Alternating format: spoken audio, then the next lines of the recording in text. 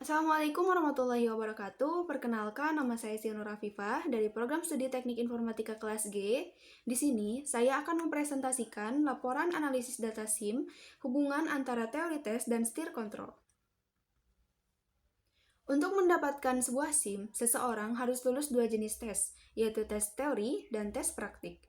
Di mana tes teori ini menguji seberapa paham kita terhadap aturan lalu lintas, dan tes praktik menguji kemampuan kita saat mengemudi langsung, seperti salah satu contohnya adalah pengendalian dalam setir.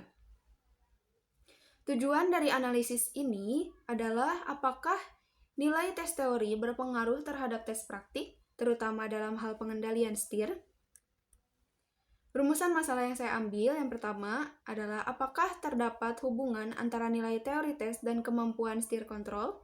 Lalu yang kedua, apakah nilai teori dapat digunakan sebagai indikator awal kemampuan praktik. Lalu metode analisis yang saya gunakan itu ada 4. Yang pertama ada pengecekan data, di mana tujuannya ini untuk mengecek apakah terdapat nilai kosong atau kesalahan isi dalam isinya.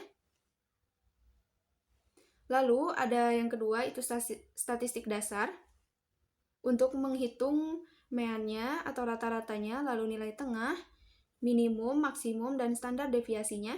Lalu yang ketiga ada regresi linear, lalu yang keempat ada visualisasi data. Yang pertama ada statistik deskriptif. Rata-rata nilai peserta yang berada pada kisaran 47-49 untuk seluruh jenis tes.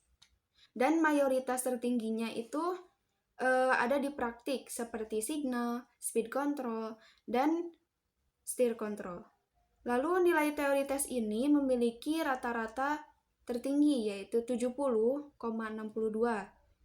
Ini menandakan para peserta umumnya lebih unggul dalam teori dibandingkan praktik. Lalu banyak aspek praktik seperti steer control mempunyai nilai minimum 0,00.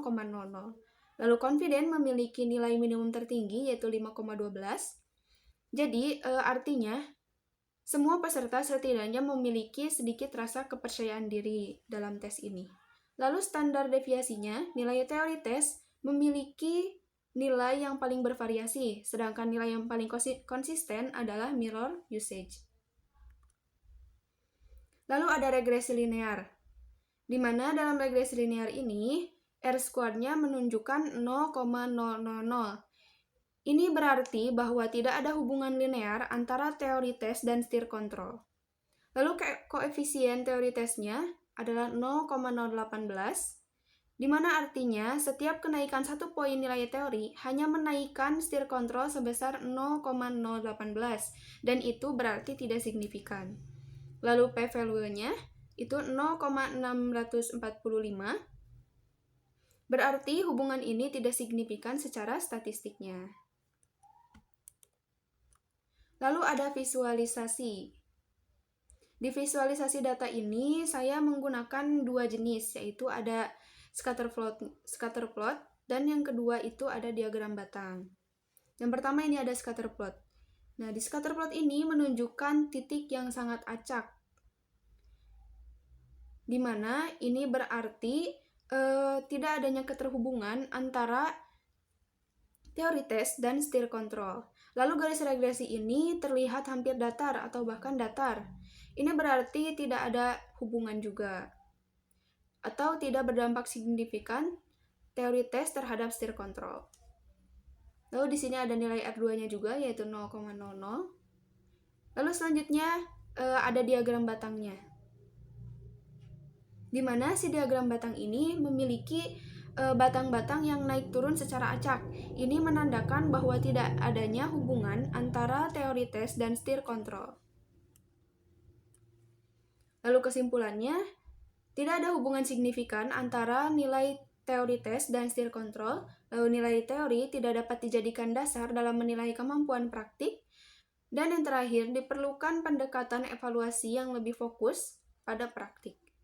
Lalu untuk rekomendasi, nilai teori dan praktik sebaiknya dinilai secara terpisah. Lalu fokuskan perhatian pada keterampilan praktik dan lihat kemungkinan dari variabel lain. Itu saja yang dapat saya presentasikan dari laporan analisis data yang saya lakukan.